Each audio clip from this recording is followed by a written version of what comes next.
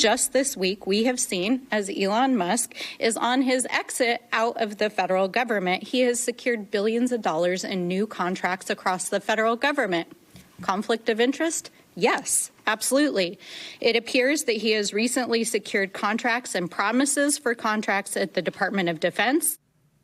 That was Democratic Representative Melanie Stansbury of New Mexico, who joined us on this program last night when we were reporting on Elon Musk's federal contracts and potential conflicts of interest that were issues in that hearing yesterday at the House Oversight Committee on Government Efficiency. Elon Musk's contracts have been reported by the New York Times, the Washington Post, the Daily Beast, and many others. In a letter to the Department of Defense, Congressman Stephen Lynch, a member of the committee, writes, quote, as of February 2025, Mr. Musk and his companies have received a combined total of at least $38 billion in contracts, loans, subsidies, and tax credits from the federal government and state governments. In fact, Mr. Musk's businesses have been more reliant on government funds than many of his competitors.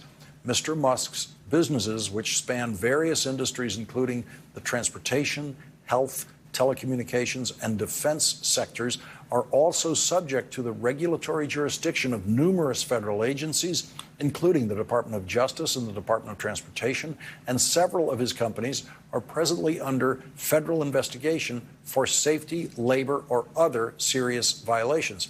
Elon Musk's companies have been receiving defense contracts even before he joined the Trump administration.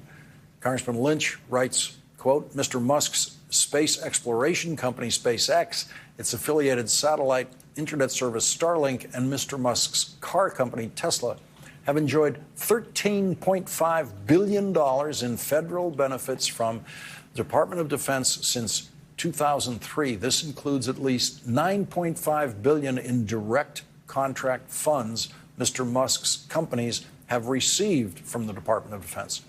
Congressman Stephen Lynch and the Democrats on the House Oversight Committee are also focusing on other Trump administration officials. Today, the Democrats introduced a resolution of inquiry to investigate the Trump administration's illegal use of a chat room app that anyone can download on their phones to discuss national security duties that included a journalist and included war plans. The resolution would require that the Trump administration provide documents, communications, and information regarding the Trump administration's plan to preserve official communications in compliance with federal record-keeping requirements.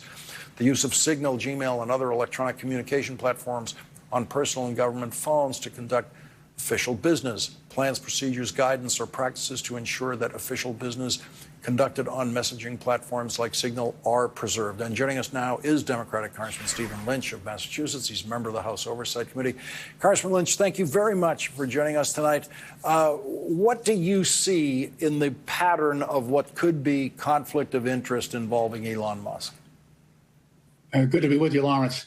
First of all, one of the challenges for Gerry Connolly and I in trying to get this information, Jerry's the ranking member on the subcommittee, on the full committee, excuse me, is that when Trump came in, he immediately fired 17 of the inspectors general, who normally would be the cop on the beat to police conflicts of interest and ethics violations, things like that. So that person is out. So the DOD, Bob Storch was the previous Inspector General for the Department of Defense. He's gone. And now we're dealing with General Counsel over there who's in an acting position.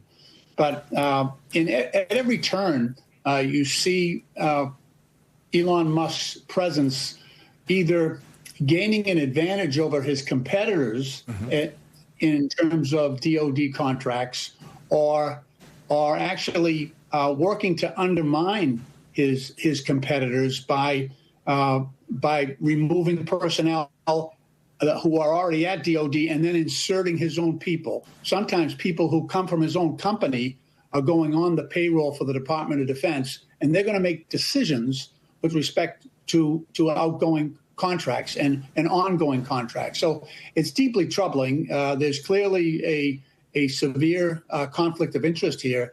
And what we're trying to do, both Mr. Connolly and myself, is trying to get that information so that we can begin an earnest and formal investigation of Mr. Musk but also proceed to the floor on some of these matters and get them before committees, get people on the record. With respect to the Signal chat that you spoke of, where the highest level officials, Mike Waltz, National Security Advisor, the Secretary of Defense, the Director of the Office of National Intelligence, got on an unsecure platform and discussed imminent attack plans.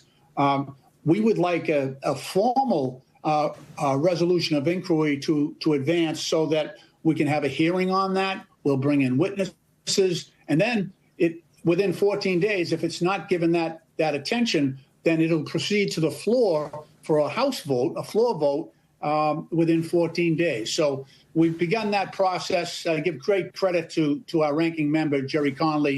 He's put a lot of this in motion, and we have a great group of members in the House.